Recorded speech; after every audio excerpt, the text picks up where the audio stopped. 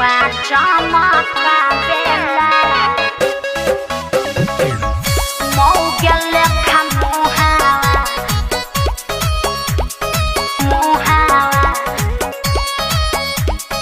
Music on Rangoli Cassettes, Delhi. भड़कल बारू भतार पे हमके बताव समाचार के। अरे का कही सुनो ना सुनाव ना।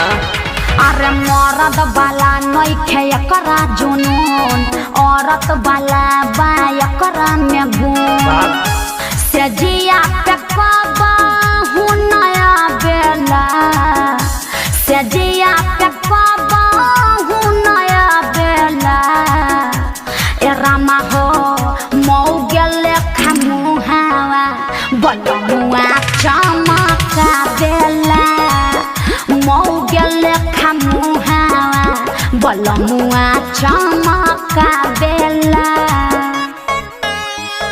का बेला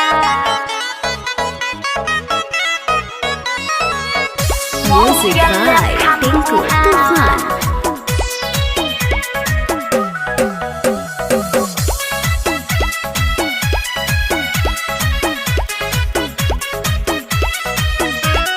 हती हती बतिया पे जाला हो रोज पिया नहीं कबहू जवनिया के जोश जनता ने भौजी हो सहतारू दूर हमारा के मौका दे दो कई दे हो खुश।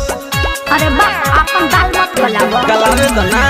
हती हती बतिया पे जाला हो रोज पिया न कबहू जवनिया के जोश जनता ने भौजी हो सहतारू दूर हमारा के मौका दे दो कई दे हो खुश।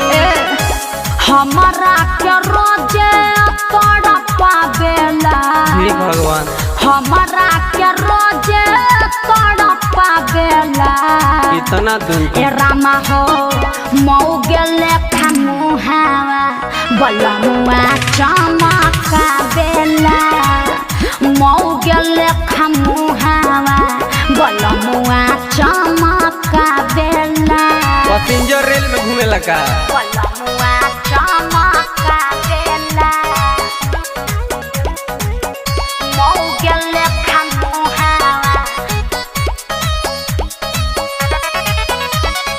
एही टेंशन से हमरा आबे न नींद बुझेला न दर दयल से परवीन छोड़ के मलबा लोई सन हसीन बहरी के लागे चाटो तवे नमकीन। अरे तू का बोलता रह हम देखले बानी एही टेंशन में हमरा आबे न नींद बुझेला न दर दयल से परवीन छोड़ के मलबा लोई सन हसीन बहरी के लागे चाटो तवे नमकीन।